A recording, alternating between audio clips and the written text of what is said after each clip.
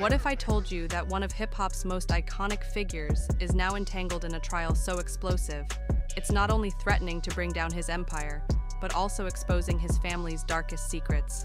P. Diddy's team is back at it, calling for the entire indictment against him to be thrown out. That means they want all the federal charges against Diddy to be dropped. The defense says there have been blatant violations of Diddy's rights, all at the hands of the government, alleging they're spying on him from behind bars. In a newly filed motion, Diddy's team lists out all the ways they believe the prosecution has sabotaged the case. The courtroom battle against Sean Diddy Combs is more than just a scandal. It's a full-blown saga. The most heart-wrenching moment came when Christian King Combs, Diddy's eldest son, broke down in court as a shocking connection emerged between his father's alleged crimes and the tragic death of his mother, Kim Porter. This isn't just another celebrity controversy, it's a tangled web of conspiracy, heartbreak, and legal chaos that has left fans and critics reeling. Inside Manhattan's federal courthouse on September 17th, the atmosphere was electric. Every reporter, photographer, and onlooker held their breath as Diddy walked into the courtroom to face charges that sounded like the plot of a blockbuster film, allegations of racketeering, sex crimes, and orchestrated chaos that only scratched the surface of the accusations. Yet, as damning as the charges were against Diddy, the spotlight soon shifted to his son, Christian King Combs, as the trial took an even darker and more personal.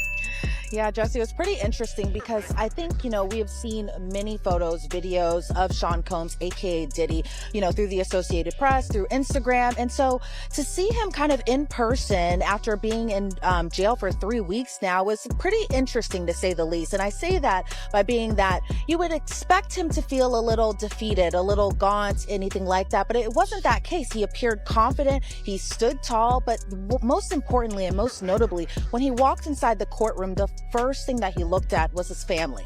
As soon as he saw his family, he just lit up. Another thing to note too is he wasn't shackled, but he was wearing a khaki prison-like jumpsuit when he appeared inside court, and his family appeared on their end very just happy to see him. Now, I will say when I was inside the courtroom, I was a little bit towards the back right side of the gallery, and so for seeing Sean Combs, I had to look through a few heads and stuff like that. But again, he appeared just kind of confident walking inside that courtroom, and it might have just been the look that his family was there. So let me kind of paint a picture for you as well too. His mother arrived a little bit before 1 p.m. Eastern time today, and then whenever his children actually came into the courtroom or the courthouse actually kind of got silent. It was pretty interesting to see that as well too. So as far as who was sitting by who, you had Janice Combs, who sat by Justin, then it was followed by Chance, the twins, Jesse and Delilah, Quincy, and then Christian Combs, aka King. And so again, once they all saw their father, they all smiled at him, waved at him.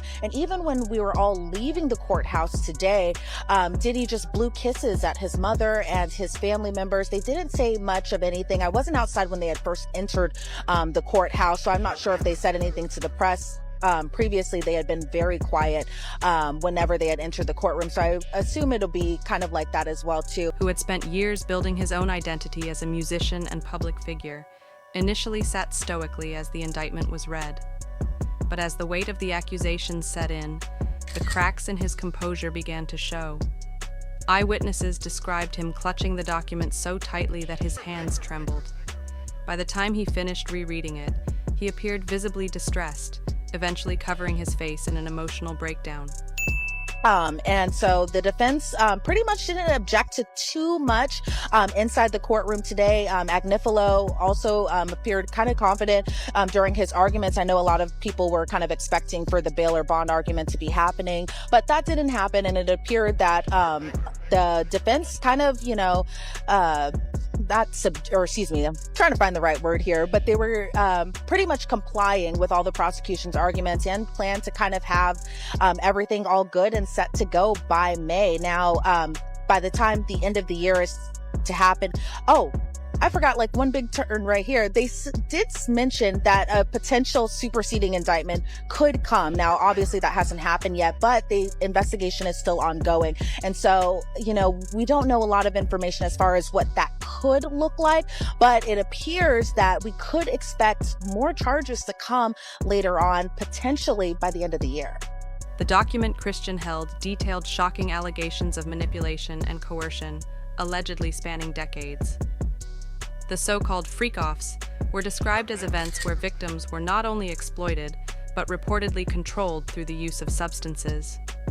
If proven true, these claims threaten to unravel not just Diddy's career, but also the carefully crafted public image of the Combs family. A discovery hearing is scheduled for today in the federal investigation into sexual allegations against music mogul Sean Diddy Combs. More than 30 lawsuits have already been filed against him alleging sexual assault and 3 separate anonymous suits were filed just last week by men accusing Combs of putting in their drinks and then allegedly raping them. The hip-hop star's attorney says these latest lawsuits are, quote, full of lies. Combs has pleaded not guilty to all the federal charges that are against him.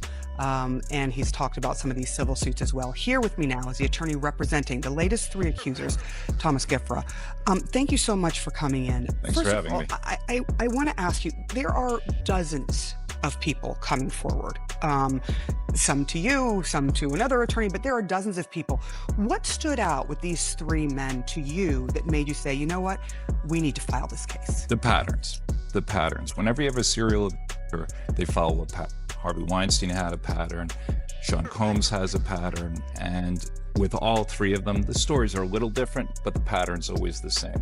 Come into my orbit, have a drink, you get woozy, take a rest, wake up to being sodomized. That was the pattern, and it was the same in every single story.